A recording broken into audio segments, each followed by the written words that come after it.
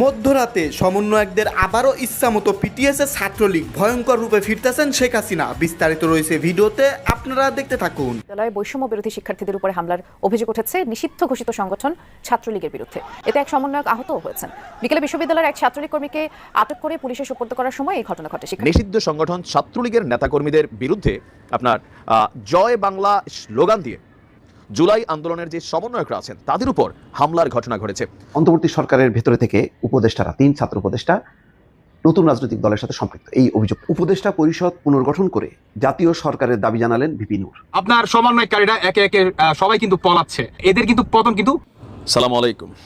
আজকে গোপালগঞ্জে যেই ঘটনা ঘটেছে সেই ঘটনায় সোশ্যাল মিডিয়া জুড়ে যারা আওয়ামী লীগ, যুবলীগ, ছাত্রলীগের কর্মীরা আছেন তারা ব্যাপক উচ্ছ্বাস প্রকাশ করছেন, কিন্তু অন্যদিকে সমন্বয়করা নিরাপত্তাহীনতায় ভুগছেন। হঠাৎ করেই ছাত্রলীগ আসবে যেই স্লোগানগুলো বিভিন্ন জায়গায় ফেসবুকে বা বিভিন্ন ইয়াতে আমরা দেখছি, এগুলো কিন্তু আস্তে আস্তে সত্যি হচ্ছে। আর আওয়ামী লীগের ঘাঁটি হিসেবে পরিচিত সেই গোপালগঞ্জে আজকে ঘটেছে ভিন্ন এক ঘটনা।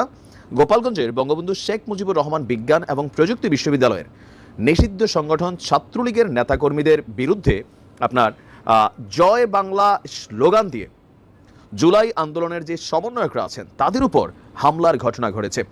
দর্শক, আজকে বিশ্ববিদ্যালয়ের প্রশাসনিক ভবনের সামনে এই ঘটনা ঘটে। এতে আহত হয়েছেন আপনার বেশ কয়েকজন সমন্বয়ক এবং ছাত্ররা। জুলাই আন্দোলনের অন্যতম দুই সমন্বয়ক জসিম শরীফ সহ আন্দোলনের সাথে কানেক্টেড নেতৃবৃন্দরা। এছাড়া এই ঘটনায় বশেমুর বিপ্রবি প্রেস ক্লাবের সাধারণ সম্পাদক আতিক ফয়সাল এবং দপ্তর সম্পাদক শেখ রাসেলও আহত হয়েছেন। প্রত্যক্ষদর্শী শিক্ষার্থীরা বলছে, ছাত্রলীগের নেতাকর্মীরা প্রক্টোরিয়াল বডির সামনেই জুলাই আন্দোলনকারীদের লক্ষ্য করে গ্রুপ একটা হামলা চালায়। আর আমরা দেখি আপনার এই হামলার প্রেক্ষাপটের এ সময় তারা যখন হামলা চালাচ্ছিল তখন জয় বাংলা স্লোগানও দিচ্ছিল। এছাড়া ছবি তোলার সময় সাংবাদিক আতিক, রাসেল সহ কয়েকজনের উপর হামলা চালিয়েছে। এ বিষয়ে ছাত্রলীগের হামলায় আহত সমন্বয়করা প্রক্টরের দপ্তরে অভিযোগ করেছেন। শেষ খবর পাওয়া পর্যন্ত ক্যাম্পাসে উত্তেজনা বিরাজ করছে। এই হামলায় অভিযুক্ত ছাত্রলীগ কর্মী সোহাগের বিরুদ্ধে এর আগেও সাধারণ শিক্ষার্থীদের নির্যাতন সহ একাধিক অভিযোগ রয়েছে। এছাড়া আপনার আমরা দেখি যে এই হামলার ঘটনায় গোপালগঞ্জের বঙ্গবন্ধু শেখ মুজিব বিজ্ঞান ও প্রযুক্তি বিশ্ববিদ্যালয়ের এবং আজকে ব্রাহ্মণবাড়িয়ার আশুগঞ্জে কিন্তু একটা ঘটনা ঘটছে। আমি ওই নিউজটা আপনাদেরকে আলাদা দিয়েছি। তো সেইখানে আমরা আবার দেখছিলাম পত্রিকার কাটিং বলছে যে আপনার এক সমন্বয়ক মানে আরেক সমন্বয়ককে পিটিয়েছে, পরে এটা আবার ছাত্রলীগের কর্মী হিসাবেই এখানে চিহ্নিত হয়েছে। তো এই ঘটনায় আপনার নিন্দা এবং উদ্বেগ জানিয়েছে বৈষম্য বিরোধী ছাত্র আন্দোলনের বিভিন্ন পর্যায়ের নেতারা। তারা বলছে যে ব্রাহ্মণবাড়িয়া আশুগঞ্জ থানা থেকে বের হওয়ার সময় 15-20 জনের একদল সন্ত্রাসী কর্তৃক হামলার শিকার হয়েছেন বৈষম্য বিরোধী ছাত্র আন্দোলনের ব্রাহ্মণবাড়িয়া প্রতিনিধি নাদিমুল ইসলাম রোহান। আর পাশাপাশি বঙ্গবন্ধু শেখ মুজিব কলেজে আজকে যেখানে হয়েছে ছাত্র আন্দোলন এবং সমন্বয়ক ও সাধারণ শিক্ষার্থীদের উপর যে হামলা চলেছে তা খুবই নিন্দনীয় এবং এই ঘটনায় 5 জন আহত হয়েছে। আর সাংবাদিকরাও এখানে আহত এবং আক্রমণের শিকার হয়েছেন, যা উদ্বেগজনক। তো মানে বিষয়টা হচ্ছে কি যে আসলে কি বলবো, ছাত্রলীগ মনে করছে যে ভাই আমাদেরকে তো তোমরা নিষিদ্ধই করে দিছো, সো আমরা এখন যা খুশি তাই করবো। ক্যাম্পাসে আমরা পরীক্ষা দিতে যাই, ভালো ভালো ছেলে অনেকগুলো আছে না, কয়েকটা জায়গায় এরকম ঘটনা ঘটছে যে একজন সাধারণ ছাত্র বাট সে হয়তো অতীতে ছাত্রলীগ করতো, সে গেছে পরীক্ষা দিতে, তারে ধৈর্য সবাই মাইরা টাইরা পুলিশের কাছে দিয়ে দিচ্ছে। তো এই ঘটনাগুলোর জেরে বিভিন্ন ক্যাম্পাসে আমরা আবার দেখছি ছাত্রলীগের অভ্যুত্থানী, আমরা যদি বলি অভ্যুত্থানী ঘটছে। ইভেন গ্রুপ ওয়াইজ তারা কিন্তু নানান ধরনের অ্যাকশন রিয়াকশনে কিন্তু তারা মাঠে নামছে। আর এগুলোর কারণে সমন্বয়কদের মধ্যে নিরাপত্তাহীনতা সহ নানান ধরনের টেনশন, উদ্বেগ দেখা দিচ্ছে। যদিও এটা ছাত্রলীগের জন্য যে খুব ভালো এই মুহূর্তে তা না। কোন দিকে যাচ্ছে আসলে ছাত্রলীগ যেভাবে আবার প্রকাশ্যে আসা শুরু করছে, সমন্বয়করা আস্তে আস্তে ঘাবড়ানো শুরু করছে। কিন্তু এছাড়া বিভিন্ন জায়গায় যেই স্লোগানগুলো দেখছি আমরা বা লেখা দেখছি, তবে এই প্রথমবারের মতোই জয় বাংলায় স্লোগান দিয়া কোনো একটা সমন্বয়কদের উপর, একাধিক সমন্বয়ক এবং ছাত্রদের উপরে যৌথ হামলার ঘটনাটা ঘটে গেল। কি ঘটবে জানি না, তবে সামনে খুবই একটা খারাপ দিন আসতেছে। উপদেষ্টা পরিষদ পুনর্গঠন করে জাতীয় সরকারের দাবি জানালেন ভিপি নূর। এই দাবি আসলে ভিপি নূরের না, একটি আলোচনা আছে সরকারের ভেতরে বাইরে যে বর্তমান যে কাঠামোর মধ্যে আছে অন্তর্বর্তী সরকার, সেটি হয়তো থাকবে না। না থাকার কারণ হলো যে এর একটা অংশ একটি রাজনৈতিক দলের সঙ্গে ইতিমধ্যে যুক্ত হয়ে গেছে।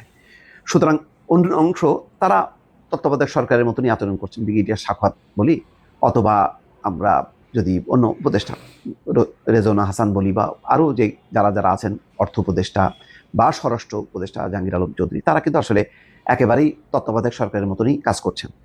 তো সেই জায়গায় এখানে অন্তত 3 থেকে 4 জন উপদেষ্টা নিয়ে নানা আলোচনা সমালোচনা আছে। এমনকি আদিলুর রহমান দেখেন, তিনিও কিন্তু খুব এক সময় তাকে বলা হতো চরম হাসিনা বিরোধী, কিন্তু তিনি এসে কিন্তু নতুন কোনো রাজনৈতিক প্ল্যাটফর্মের সঙ্গে যুক্ত নন।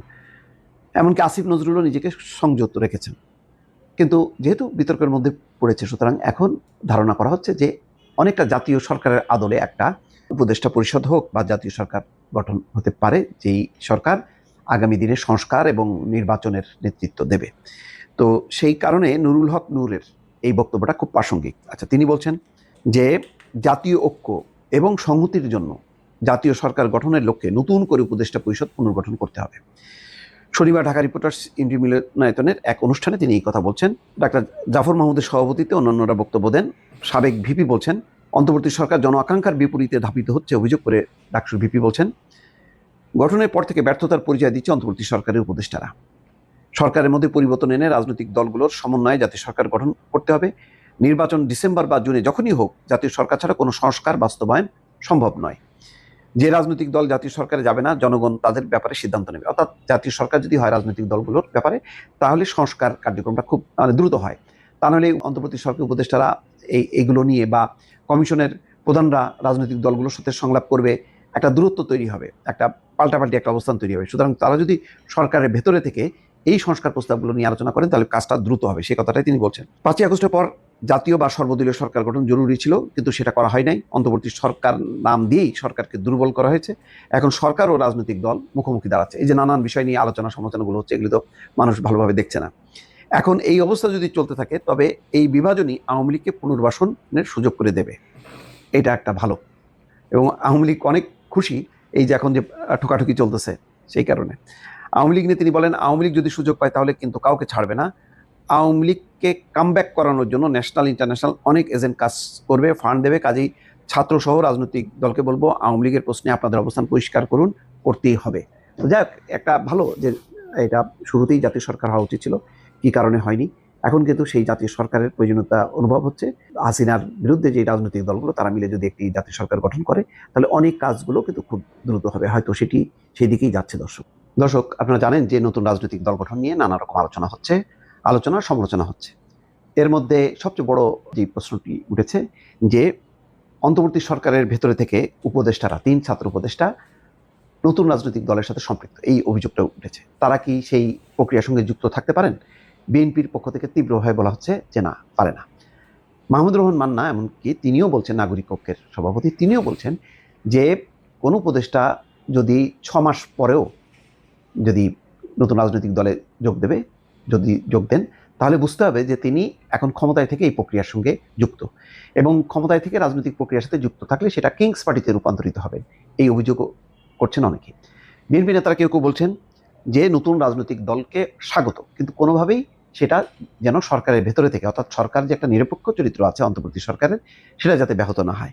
এমন আলোচনা সমালোচনার প্রেক্ষিতে একটি কথা বেশ শোনা যাচ্ছে যে 3 উপদেষ্টা মাহফুজ আলম, নাহিদ ইসলাম এবং আসিফ মাহমুদ 3 জন নাকি পদত্যাগ করতে পারেন, এবং এটা খুব শীঘ্রই। নাগরিক কমিটির পক্ষ থেকে বলা হয়েছে যে ফেব্রুয়ারির মধ্যে একটা পূর্ণাঙ্গ রাজনৈতিক দল হিসেবে আবির্ভূত হবে এই নাগরিক কমিটি। তো সব মিলিয়ে এই আলোচনা সমালোচনার মধ্যে তারেক রহমান, বিএনপির ভারপ্রাপ্ত চেয়ারম্যান, তিনি খুব চমৎকারভাবে একটি বক্তব্য উপস্থাপন করেছেন, খুব সফট ওয়েতে, কিন্তু এই বক্তব্যের গভীরতা, তাৎপর্য কিন্তু অনেক। তিনি বলছেন, রাষ্ট্রীয় পৃষ্ঠপোষকতায় নতুন দল হলে হতাশ হবে জনগণ। তিনি কিন্তু তার নিজের কথা বলেননি, তার নিজের খুব তীব্র সমালোচনা করেনি, খুব সফট ওয়েতে বলেছে মানুষ হতাশ হবে। তাহলে মানুষ বলবে যে অন্তর্বর্তী সরকার সবার সমর্থন নিয়ে আসলো, এই সরকারে 3 জন আবার যুক্ত হলো নতুন রাজনৈতিক দলে, তাহলে এই সরকার সুবিধা নিয়ে পৃষ্ঠপোষকতায় একটা রাজনৈতিক দল হলো, এতে মানুষের মধ্যে একটা বিরূপ ধারণা হবে, হতাশ হবে, নেতিবাচক প্রভাব পড়বে। সেই কথাটাই কিন্তু তিনি উল্লেখ করলেন। অর্থাৎ একটা সংশোধন, অর্থাৎ কি করা উচিত কি করা উচিত না, একজন অভিভাবকের মতন করেই কিন্তু তিনি সেই কথাটি বললেন। নতুন রাজনৈতিক দল গঠন স্বাগত জানায় বিএনপি, তবে রাষ্ট্রীয় পৃষ্ঠপোষকতায় গঠন হলে হতাশ হবে জনগণ। শনিবার জাতীয় শিক্ষক দিবস ও শিক্ষক সমাবেশে তিনি এই কথা বলেন। তিনি বলেন, অন্য রাজনৈতিক দলের প্রতি কটু মন্তব্য, প্রতিহিংসামূলক বক্তব্য ও ঝগড়াসুলভ মন্তব্য জনগণের কাছে অনাকাঙ্ক্ষিত, অর্থাৎ এটাকে কেন্দ্র করে অন্য রাজনৈতিক দলকে কটাক্ষ করা, তাচ্ছিল্য করা, এটা অনাকাঙ্ক্ষিত। এসব তর্ক বিতর্কে সময়ের অপচয় হয়। অতীত থেকে বেরিয়ে এসে স্বচ্ছ পথে তরুণরা এগিয়ে যাবে। তিনি বলেন, নির্বাচন হচ্ছে জনগণের রাজনৈতিক ক্ষমতায়ন নিশ্চিত করার অন্যতম হাতিয়ার। নির্বাচন নিয়ে বিতর্ক করা মানে হলো ফ্যাসিস্টদের অবস্থান শক্ত করে দেয়া। বিএনপির নেতাকর্মীদের প্রতি আহ্বান জানান তিনি যে আপনাদের কার্যক্রম নিয়ে কেউ যাতে বিতর্ক সৃষ্টি করতে না পারে সেজন্য সতর্ক থাকতে হবে। অর্থাৎ এই যে কিছু কিছু হামলা টামলা, বিশেষ করে রাজধানীর এতে যে ঘটনাটা ঘটলো, সাথে সাথে অবশ্য সেই ছাত্রদলের নেতাকে বহিষ্কার করা হয়েছে, কিন্তু এই কার্যক্রমগুলো তো বিভিন্ন জায়গায় অভিযোগ আছে। সুতরাং এই কাজগুলো যাতে না করে বিএনপি নেতাকর্মীরা, সেই জন্য তিনি সতর্ক করছেন। নতুন রাজনৈতিক দলকে স্বাগত জানাচ্ছেন, কিন্তু সরকারে থেকে যদি রাজনৈতিক দলের সাথে যুক্ত কেউ থাকেন তাহলে জনগণ হতাশ হবেন। এই মর্মে তিনি একটি চমৎকার বক্তব্য এই পর্যায়ে উপস্থিত। প্রতিনিয়ত তারা নেমে যাচ্ছে, কিংবা হরতাল ডাক দিতেছে, কিংবা আপনার জয় বাংলা স্লোগান দিচ্ছে, কিংবা শেখ হাসিনার মনে করেন স্লোগান দিচ্ছে, বঙ্গবন্ধুর আপনার স্লোগান দিচ্ছে, কিংবা শেখ হাসিনা আপনার পুনরায় ফিরে আসবে, এই ধরনের স্লোগান দিচ্ছে। ঠিক কেন দিচ্ছে? মানে বোঝাচ্ছে যে আওয়ামী লীগকে যারা নাকি নিষেধাজ্ঞা করতে চাও, কিংবা আওয়ামী লীগকে বাদ দিয়ে যারা নাকি বাংলাদেশের নির্বাচন আনতে চাও, তাদেরকে এই কথাটা কি জানান দিচ্ছে। অন্যদিকে আপনার সমন্বয়কারীরা একে একে সবাই কিন্তু পলাচ্ছে, এদের কিন্তু পতন কিন্তু ঘটতেছে। এখন আসুন, জামায়াত কিংবা উপদেষ্টারা বাই এনি চান্স এখন পর্যন্ত যে বাজার আছে উপদেষ্টারা, তারা যদি আওয়ামী লীগকে আন্ডারগ্রাউন্ডে পাঠাতে চায়, কিংবা এই যে আপনার ছোটখাটো যে আপনার সংগঠনগুলো যারা নাকি বর্তমান রাজপথে আন্দোলন করে কিংবা হরতাল আপনার ডাক দেয়, এদেরকে কি আটকাতে পারবে? কিংবা যদি ধরেন আপনার আওয়ামী লীগকে আন্ডারগ্রাউন্ডে পাঠাই দিল, ধরেন এক্সাম্পল পাঠাই দিল, এতে করে কি হবে? আওয়ামী লীগকে শেষ হয়ে যাবে? আওয়ামী লীগ কি একদম নিশ্চিহ্ন হয়ে যাবে? না ভাই, ইতিহাসের পাতায় লেখা আছে এভাবে করে কি হয়, যেই দলটাকে আপনার আন্ডারগ্রাউন্ডে পাঠাই দেওয়া হয়, সেই দলটা আগের থেকেও আরো ভয়ঙ্কর রূপে ফিরে আসে। ইতিহাসে এই ধরনের ঘটনা অহর আছে। আমি আপনাকে কয়টা শোনাবো, অহর ঘটনা আছে।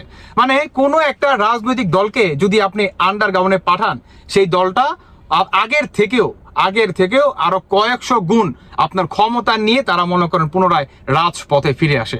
এতে করে কি হবে, বাংলাদেশে যে আদার্স যে আরো দলগুলো আছে, বিশেষ করে বিএনপি, জামায়াতের তো কোনো অস্তিত্ব থাকবেই না, শিবিরের তো কোনো অস্তিত্ব থাকবেই না, আরো বা আদার্স যে বাজার আছে, এদের অবস্থা আরো ভয়ঙ্কর হবে। কারণ আপনি তো এদেরকে কি আন্ডারগ্রাউন্ডে পাঠাই দিচ্ছেন, এবং এটার জন্যই বিএনপি এত করে আওয়ামী লীগকে নির্বাচনে চায়। বুঝতে পারতেছেন তো আপনারা, যে আন্ডারগ্রাউন্ডে কোনো দল যদি চলে যায় একবার, সেই দলটা আগের থেকেও আরো ভয়ঙ্কর হয়ে আসে। আর আওয়ামী লীগ তো আপনার আগে থেকেই মনে করেন আপনার কোটি কোটি জনগণের অধিকারী। তো এত কোটি জনগণকে আপনি কিভাবে ব্যান করতে পারবেন? আপনি যখন নাকি ইলেকশন হবে, সেই মানুষ কি আপনার কি মনে হয়, যদি আওয়ামী লীগ যদি নির্বাচনে নাই দাঁড়ায়, সেই মানুষগুলা কি আপনার ভোট কেন্দ্রে ভোট দিতে যাবে না, কেউ যাবে না, আর কাউকে নিতেও পারবেন না। সর্বশেষ আরেকটা কথা বলতে চাই, যারা নাকি বর্তমান এই ধরনের ছোটখাটো আপনার সংগঠন নিয়ে রাজপথে আন্দোলন প্রতিনিয়ত করতেছেন, আমি আপনাদের উদ্দেশ্যে বলতে চাই আপনারা চালিয়ে যান। কারণ এতে করে আওয়ামী লীগকে যারা নাকি নিষেধাজ্ঞা করতে চায়, এরা পারবে না। মানে এরা ভয় পেয়ে যাবে যে না ভাই, আওয়ামী লীগের তো এখন পর্যন্ত সংগঠন আছে, কিংবা এক দল যায় আরেক দল আসে, এর মানে কি আওয়ামী লীগ চলে যায় নাই, বা আওয়ামী লীগকে নিষেধাজ্ঞা করা যাবে না। এতে করে তাদের মনে একটা ভয় সৃষ্টি হবে।